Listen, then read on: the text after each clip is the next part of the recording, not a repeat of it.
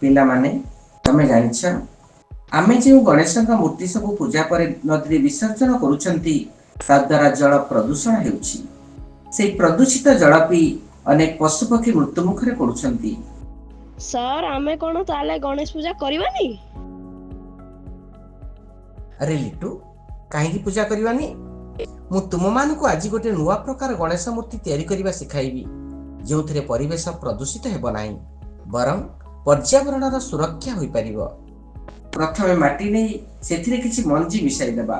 ତାପରେ ସେ ମାଟିରେ ମୂର୍ତ୍ତି ଗଢ଼ି ପୂଜା କରିବା ପରେ ମୂର୍ତ୍ତିକୁ କୁଣ୍ଡରେ ରଖି ତାଙ୍କ ଉପରେ ପାଣି ଢାଳିଦେବା।